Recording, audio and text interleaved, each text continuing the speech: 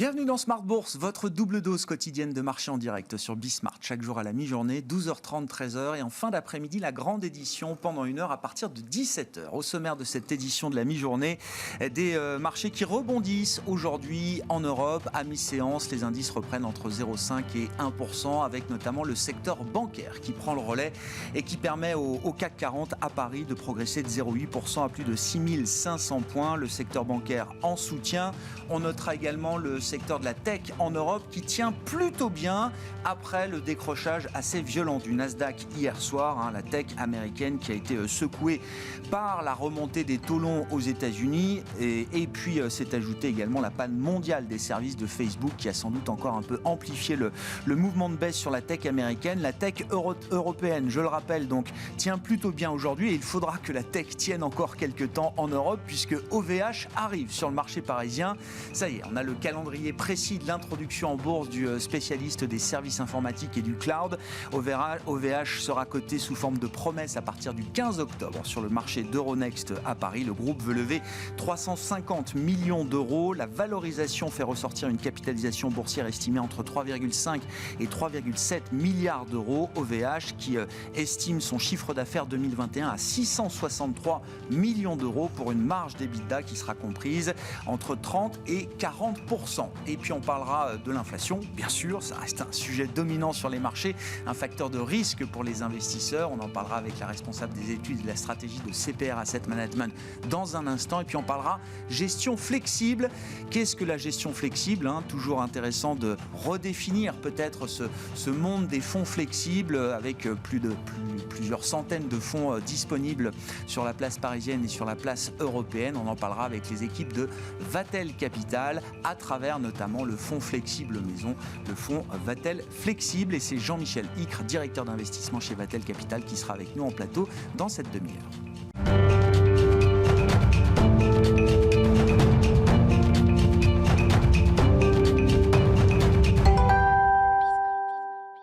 Une séance de rebond à mi-séance pour les marchés européens. Les infos clés du jour, c'est avec Alix Nguyen. La bourse de Paris se maintient hors du rouge après 3 séances de baisse, mais la vigilance reste de mise face à des cours du pétrole en hausse et cette même pression des pénuries d'approvisionnement sur l'inflation et plus globalement l'activité économique. Et pour ne rien arranger, les contrats futurs sur indices américains se montrent hésitants après la forte baisse de Wall Street hier soir. Le S&P 500 a plié de 1,3% pour revenir à son plus bas niveau depuis la fin juillet, plombé par la chute des géants de la high-tech comme Apple, Microsoft, Amazon et Facebook. Facebook qui, suite à une panne de plusieurs heures, a perdu près de 5%. Cette panne a bloqué l'accès à son site principal et par ricochet à ses applications Instagram et WhatsApp. Le baril de Brent a atteint un nouveau plus haut de 3 ans hier, une hausse qui intervient après la confirmation de l'OPEP+, du maintien de la hausse prévue de 400 000 barils par jour, et ce, malgré l'augmentation de la demande et la pression de pays comme les États-Unis. En Asie, le Nikkei de la bourse de Tokyo a terminé en repli de plus de 2% ce matin, au terme d'une séance marquée par une perte de plus de 10% par rapport à son pic de septembre. À Hong Kong, le Hang Seng tentait de se stabiliser en fin de séance, mais le risque immobilier persiste. Fantasia Holdings Group n'a pas honoré le versement d'un coupon obligataire de 205,7 millions de dollars dû hier. Evergrande, pour sa part, reste suspendu de cotation. On rappelle qu'un communiqué se fait attendre quant à la cession d'une participation majoritaire dans l'une de ses filiales. Les marchés chinois restent fermés jusqu'à vendredi. L'importante volatilité constatée depuis la fin du mois dernier ne devrait pas s'amenuire à l'heure où le président Biden tente de faire voter son plan de relance, mais aussi un prolongement du plafond de la dette. Il devrait être dépassé dans 2 semaines. Et puis un autre facteur de volatilité, il s'agit de l'attente du rapport sur l'emploi de septembre. Il sera publié vendredi et son potentiel impact sur le calendrier du tapering de la Fed.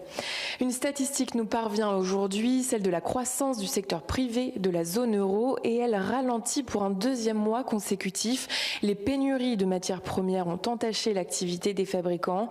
L'indice PMI IHS Markit a reculé de 2,6 points à 56,4, mais il est ressorti au-dessus de l'estimation flash de 56,2. On termine avec quelques valeurs. Crédit Agricole progresse. La banque annonce le lancement à compter d'aujourd'hui d'un programme de rachat d'actions de 500 millions d'euros au maximum.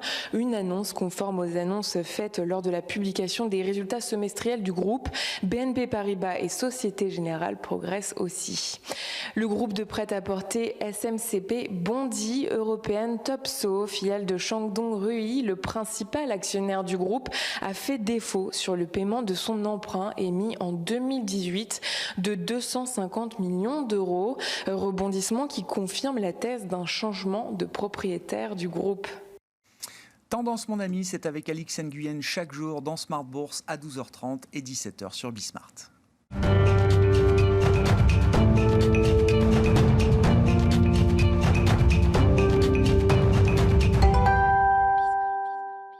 Et parlons des scénarios de marché, des équipes de stratégie de CPR Asset Management. C'est Laetitia Baldeschi qui nous rejoint par téléphone, responsable des études et de la stratégie de CPRAM. Bonjour Laetitia, merci beaucoup d'être avec nous. Je rappelle des scénarios de marché tactiques à 3 mois que vous réévaluez tous les mois chez CPR Asset Management. Alors l'idée, c'est qu'il y a évidemment un scénario de risque important autour de l'inflation, mais je voulais qu'on comprenne bien avec vous les mécaniques de diffusion de l'inflation. Où est-ce qu'on en est de ces phénomènes aujourd'hui, Laetitia? Je retiens d'ailleurs à ce sujet un petit commentaire fait par le chef économiste d'IHS Markit, donc qui mène ses études mensuelles auprès des directeurs d'achat dans le secteur manufacturier et dans le secteur des services. On parle là justement de la composante service, c'est-à-dire une activité qui n'est pas la plus en front avec la question des pénuries de matières premières, par exemple. Et les équipes d'IHS Markit notent que l'inflation, la hausse des prix dans le secteur des services commence à avoir un impact sur les comportements de consommation, puisque les fournisseurs de services, au-delà de la modération naturelle de la demande, constatent quand même une érosion assez marquée visiblement de la croissance de la demande liée aux effets prix. Effectivement, Grégoire, vous avez raison de le dire, les pénuries d'intrants et notamment de matières premières, et en particulier le phénomène qu'il se passe ponctuellement sur l'énergie, a des répercussions non seulement sur le secteur manufacturier, mais bien évidemment également sur les services par ricochet.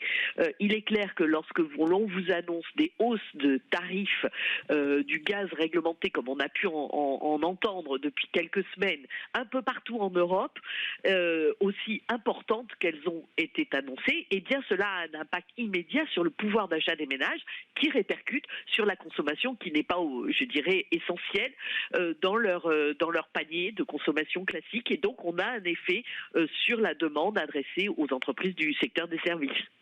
C'est-à-dire, Laetitia, en termes de comportement, là, même si on sait qu'il y a une accumulation d'épargne très importante à travers cette crise, même si on voit des mesures de protection, de soutien du pouvoir d'achat, on peut imaginer quand même une logique de précaution, une logique de thésaurisation peut-être de la part du consommateur face à ces phénomènes inflationnistes et, comme vous l'avez dit d'un mot, le bruit médiatique qui va autour. Tout à fait, tout à fait. C'est en tout cas ce que l'on a pu observer par le passé lors des différents chocs sur le prix de l'énergie qu'on a pu observer. Donc on a eu plusieurs exemples, notamment à l'époque 2008-2009, et ce qui avait, rappelons-nous, accéléré la tendance au ralentissement assez fort de l'économie mondiale par le choc sur l'énergie. Quand vous regardez aujourd'hui le prix du gaz, si on traduisait dans un équivalent en énergie du prix du baril de pétrole, ce serait l'équivalent de $170 le baril.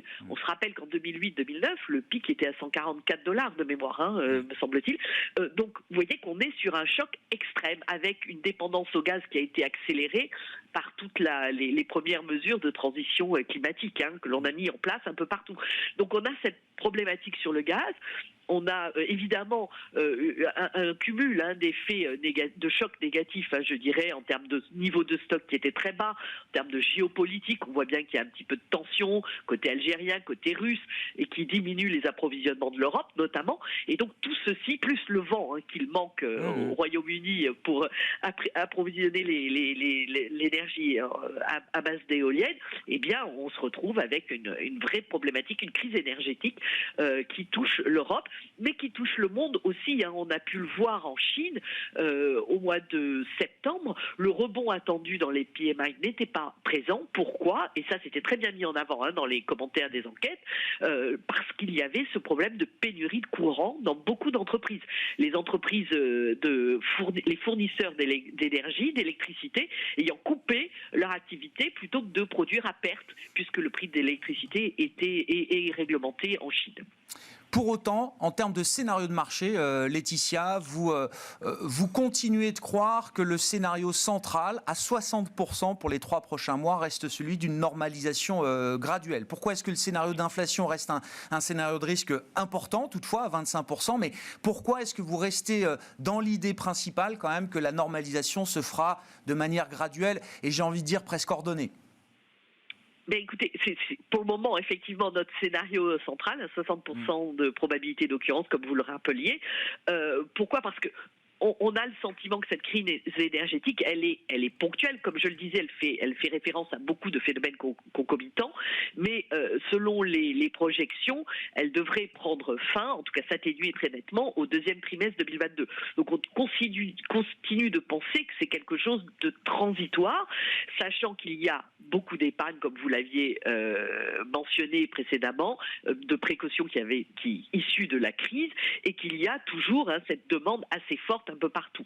Donc il nous semble que pour le moment, la thèse du transitoire du côté de l'inflation perdure, tant qu'il n'y a pas une boucle prix-salaire qui se mette en place de façon plus durable. Je dirais donc effectivement un scénario de normalisation graduelle qui prend en compte quand même le tapering qui se mettrait en place dès la fin de l'année aux États-Unis par la Réserve fédérale, et puis graduellement des hausses de taux, ce que l'on a pu observer, ce qui vraiment s'est mis en place depuis quelques semaines dans le marché, avec des marchés actions qui sont pour pas très très loin de leur maximum, mais qui continuent d'avoir une petite légère marge de progression en fonction des disparités des indices de façon géographique. Ouais. Et vous dites, quand vous regardez justement le marché obligataire, Laetitia, alors 1,50 autour pour le 10 ans américain, moins 0,20 autour pour le 10 ans allemand, vous dites, oui, le marché est lui aussi dans ce scénario de normalisation graduelle. Sur ces niveaux de taux-là, c'est ce que joue le marché à ce stade. Il me semble, s'il devait s'inquiéter plus de l'inflation et notamment de la pérennité de cette inflation qui se mettrait en place dans les économies développées, un peu comme déjà on peut l'observer malheureusement dans les émergents, eh bien on aurait effectivement des mouvements plus marqués, nous semble-t-il, sur les taux. Pour nous, dans le scénario alternatif où l'inflation serait plus forte, en tout cas plus durable que ce que l'on a en tête, eh bien les taux monteraient vers 1,90 aux États-Unis. Et en zone euro se rapprocherait d'un zéro. Bon, et puis vous avez aussi dans un coin de votre tête chez CPRAM l'idée d'un ralentissement plus marqué en Asie. Donc ça, c'est l'autre scénario de risque. Alors avec une probabilité de 15%, c'est la Chine, mais c'est aussi l'ensemble de la zone asiatique qui pourrait connaître un ralentissement plus brutal qu'anticipé, Laetitia. Effectivement, vous savez comme moi que cette zone est quand même très très impliquée commercialement parlant, et tout ralentissement de la demande chinoise aurait des conséquences sur l'ensemble des partenaires asiatiques au premier chef, également sur le reste du monde, mais en premier lieu sur l'Asie. Et donc il nous semble quand même qu'on est toujours dans cette probabilité, alors non nulle, assez faible encore, 15%, d'un possible ralentissement plus marqué qui entraînerait des révisions à la baisse des perspectives de croissance, notamment pour les entreprises sur 2022. La Chine étant quand même, on le voit, dans une situation un peu complexe, on en a longuement parlé ensemble il y a peu, et on voit encore les annonces sur ce secteur de l'immobilier l'immobilier, de la promotion immobilière. Alors, c'est un secteur particulier. Il nous semble que les autorités ne vont pas laisser tomber tout le secteur de la construction, en tout cas réelle, l'activité réelle en Chine. Pour autant, ça va peser sur la confiance et sur la dynamique de croissance de la demande intérieure, à n'en pas douter. À cela, il faut ajouter les problématiques d'approvisionnement, comme partout dans le monde, et vous avez tous les ingrédients pour un ralentissement un peu plus marqué dans cette zone. Et si d'aventure ce ralentissement prenait plus d'ampleur, eh bien évidemment cela se traduirait par des baisses sur les marchés actions assez fortes, notamment évidemment dans les émergents. On envisagerait 10% de baisse à 3 mois sur ces marchés-là. Oui, 10% de baisse dans les émergents, mais 7,5% de baisse dans les marchés actions de la zone euro. En tout cas, c'est le petit calcul que vous faites pour ce scénario de risque. Encore une fois, je le rappelle, dont la probabilité que vous estimez est de 15%. Mais oui, la zone euro serait quand même directement impactée par ce ralentissement marqué en Asie. Oui, tout à fait. Vous le savez, comme nos auditeurs, que le marché européen est quand même très sensible à la demande chinoise et à l'activité dans cette zone asiatique. Et on le sait très bien, on l'a vu dès les premiers atermoiements sur l'économie chinoise il y a quelques semaines. La correction sur certains types de secteurs, je pense notamment au luxe, mais pas que, en Europe, eh bien, le mouvement peut être d'ampleur, et il nous semble que si le ralentissement était plus marqué, plus vigoureux en Asie, eh bien l'impact serait non négligeable sur la zone euro. Le Japon également, qui est très sensible. On l'a vu, l'activité au Japon ne rebondit pas aussi vigoureusement qu'ailleurs, mais pour autant, je dirais que les spécificités industrielles du pays leur donnent grande dépendance au climat asiatique. On a vu la production d'automobiles qui est toujours en chute de 15% sur le mois d'août. C'est quand même considérable. Oui, le marché japonais qui a très vite reperdu à peu près tout ce qu'il avait gagné cet été. Il a déjà reperdu 10% en moins d'un mois. Le Nikkei 225 qui était encore en baisse assez marquée ce matin. Merci beaucoup Laetitia. Oui. Merci pour vos remarques et ces scénarios de marché tactiques que vous avez détaillés avec nous. Laetitia Baldeschi, responsable des études et de la stratégie de CPR Asset Management, avec nous par téléphone.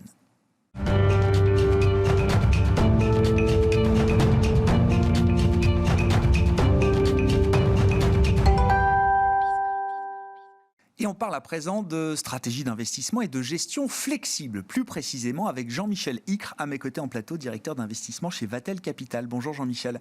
Bonjour Grégoire. Merci beaucoup d'être là. Bon, Vatel Flexible, qui est un fonds flagship de la maison Vatel Capital. On va parler de votre fonds flexible spécifiquement, mais d'abord peut-être un petit rappel. Qu'est-ce qui définit pour vous la gestion flexible ? Qu'est-ce qu'on met derrière cette notion de flexibilité en termes de gestion, Jean-Michel ? Une gestion flexible, c'est une gestion qui s'offre la possibilité de modifier son allocation d'actifs à tout moment en fonction des conditions de marché et des anticipations des gérants. Donc on peut monter la part action à 80%, on peut la baisser à 0%. On fait pareil avec la part obligataire en fonction des objectifs du fonds. Bon, c'est des fonds alors qui sont toujours très présents, j'allais dire, dans les gammes de produits qui sont distribués. Il y a eu peut-être un âge d'or même de la gestion flexible. Il y a eu des années plus compliquées. Aujourd'hui, ce sont des fonds qui sont utilisés de quelle manière par vos clients, Jean-Michel ? Alors, si j'étais cynique, je dirais que l'âge d'or de la gestion flexible, c'est quand tout va mal. En fait, la gestion flexible, ça peut être d'abord un très bon outil de gestion de crise.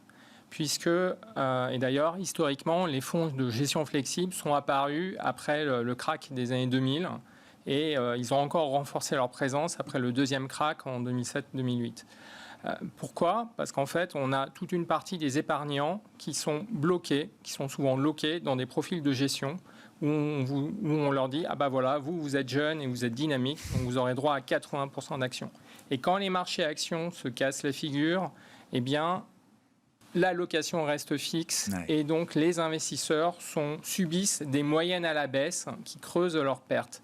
Si à la place de ces fonds actions qui plombent leur allocation, on met des fonds flexibles, alors on garde le profil de risque du client qui lui est propre, mais en même temps on a des coussins amortisseurs, on a des airbags qui vont permettre au portefeuille de faire mieux que le marché parce qu'on aura une composante obligataire plus forte dans l'allocation globale qui permettra de donner du rendement et donc de compenser les pertes sur les actions.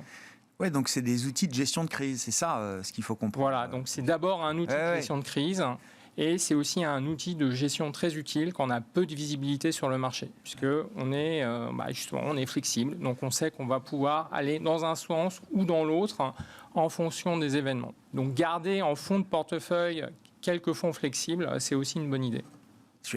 Est-ce que l'ambiance actuelle, est-ce que le schéma de marché actuel est justement profitable au fonds flexible? On parlera de la performance, il y a une très belle performance chez Vatel Flexible aujourd'hui, Jean-Michel, mais d'un point de vue commercial, est-ce que vous notez à travers votre fonds, en regardant l'ensemble de l'industrie, est-ce qu'il y a un moment là de regain d'intérêt justement pour ce type de gestion aujourd'hui?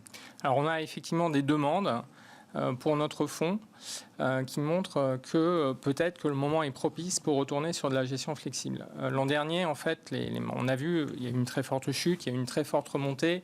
Les fonds flexibles se sont bien comportés. Par ailleurs, actuellement, on est un peu à la croisée des chemins avec effectivement des risques qui sont clairement identifiés, donc l'inflation, les chocs d'offres sur les matières premières, des risques sur les banques centrales qui sont prises entre un besoin de tapering en cas de trop forte croissance et trop forte inflation, mais également des dettes publiques qui sont très élevées et des budgets publics qui seraient incapables de supporter de fortes hausses des taux d'intérêt. Et au milieu de ça, on a des entreprises qui voient la demande repartir après les années Covid, mais qui subissent aussi les hausses de coûts que leurs fournisseurs leur transmettent. Donc, est-ce que les résultats des entreprises qui devraient driver la hausse des marchés seront là? On ne le sait pas. Du coup, voilà, peu de visibilité. Donc, avoir un fonds qui a une poche obligataire qui donne du rendement trimestre après trimestre, ça peut être intéressant. Comment on explique, alors vous avez fait le petit calcul pour moi, Jean-Michel, vous avez recensé 286 fonds allocation flexible Europe, distribués j'imagine par la place, avec des performances, alors depuis le 1er janvier 2021, qui s'étalent entre moins 8% et plus 30%. Comment on explique une telle dispersion justement quand on a défini la gestion flexible telle que vous l'avez définie, Jean-Michel? En fait, les fonds flexibles ne sont pas forcément benchmarkés. Donc, ils ont une totale liberté et ils ne sont pas censés suivre un indice, que ce soit le CAC ou le S&P 500. Ils sont vraiment entre les mains du gérant qui conduit la voiture où il veut. Et donc, gestion discrétionnaire. Gestion un peu discrétionnaire. Et donc, on peut avoir des gérants qui vont être pro-cycliques, des gérants qui vont être contra-cycliques. Des gérants qui vont faire des paris plus sur tel type de classe d'actifs ou tel autre. Et ça peut expliquer cette disparité dans les performances. C'est-à-dire qu'il y a quand même des philosophies très différentes en fonction du gérant dans cet univers, dans cette classe d'actifs, on va dire, de la gestion flexible. Oui. Ouais. Le fonds Vatel est à plus 15%, c'est ça, grosso modo, year to date, depuis le 1er janvier. Jean-Michel, comment le fonds est positionné aujourd'hui? Vous disiez, on a quand même une poche de rendement avec la partie obligataire. Alors, où est-ce qu'on va trouver du rendement aujourd'hui? Et puis, quid de la partie action? Est-ce que déjà, dans une allocation telle que vous la mettez en place à travers Vatel Flexible, est-ce que les actions conservent un intérêt supérieur, par exemple, par rapport aux produits de taux ou de crédit? Alors, on est actuellement à 60% environ en actions et 40% en produits de taux. Les produits de taux, en fait, on va les investir dans des obligations corporate qui vont nous apporter entre 3 et 4%. Donc, c'est en général des mid-cap qui ont de forts besoins d'investissement, de trésorerie par leur métier et qui peuvent avoir aussi une visibilité des cash flows parce qu'elles gèrent des entrepôts ou différents équipements. Ces 4%, en fait, annuels, donc apportent un rendement qui, chaque trimestre, augmente naturellement la valeur du fonds. Et après, la partie equity, on va plutôt l'investir comme on sait le faire, c'est-à-dire en tant que gérant de private equity, c'est-à-dire on va sélectionner des managers dont on pense qu'ils sont capables de conduire leur entreprise vers le succès. Et on va se focaliser sur des secteurs qui ont une très bonne visibilité à moyen long terme. Donc on investit beaucoup sur le digital, on investit sur la santé et on investit aussi beaucoup sur l'environnement. Avec des prix qui sont abordables, justement, quand on est positionné sur ces grandes thématiques que vous avez citées, Jean-Michel ?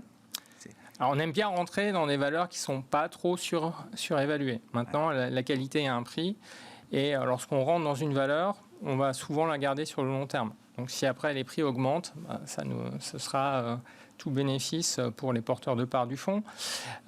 Et ensuite, on s'autorise aussi une certaine mobilité. Donc on peut participer à des opérations de marché qui vont permettre de dégager assez rapidement de la valeur. Des introductions en bourse, c'est ça, enfin entre autres, ou des par opérations exemple, sur capital, oui, des augmentations de capital. Ouais. Voilà, donc oui, récemment, on a participé à l'introduction en bourse de Ipango. Ouais. Donc, il y a un fournisseur B2B d'énergie, voilà, dont on pense le plus grand bien. C'est un bon thème, l'énergie, là, justement, en ce moment, Jean-Michel. On parle, je sais pas, de crise énergétique tous les jours sur les marchés. Il y a des gagnants, il y a des perdants. Alors, il y aura sûrement des gagnants. Alors, je pense que les gagnants ne sont pas forcément des sociétés qu'on pourrait mettre dans notre fonds, puisque nous, c'est un fonds qui investit en small cap et en mid cap, en tout cas en sociétés dont les capitalisations boursières sont inférieures à 1 milliard d'euros. Mais en revanche, oui, je pense que des grands groupes, des grands énergéticiens diversifiés qui ont accès à des énergies fossiles et qui se mettent en place en route vers la transition écologique sont sûrement bien placés pour profiter de la situation actuelle par rapport à des pure players qui ont moins de flexibilité. 60% d'exposition aux actions, j'allais dire, c'est un cap à tenir pour vous, c'est un niveau intermédiaire. Est-ce que vous avez envie de réduire un peu plus encore cette poche ? Est-ce que ça vous paraît confortable pour les horizons de temps un peu tactiques que vous vous fixez aujourd'hui en termes de gestion, Jean-Michel ? Alors, on a une approche qui est très basée sur le stock picking et vraiment une approche bottom-up. Donc, on va pas s'interdire de rentrer sur un dossier que l'on trouve intéressant. Parce que vous êtes déjà à 60% Parce qu'on serait déjà à 60% d'actions. Maintenant, effectivement, c'est un niveau un peu haut. Et dans l'esprit, dans la configuration de marché actuelle, on est plutôt dans le désir de réduire cette proportion de quelques points. Voilà. Merci beaucoup Jean-Michel. Merci d'avoir fait ce point sur la gestion flexible avec nous et notamment le cas du fonds flagship maison Vatel Flexible. Jean-Michel Icre, directeur d'investissement chez Vatel Capital, qui était avec nous en plateau dans cette émission de la mi-journée de Smart Bourse. On se retrouve en fin d'après-midi à 17h en direct sur Bismart.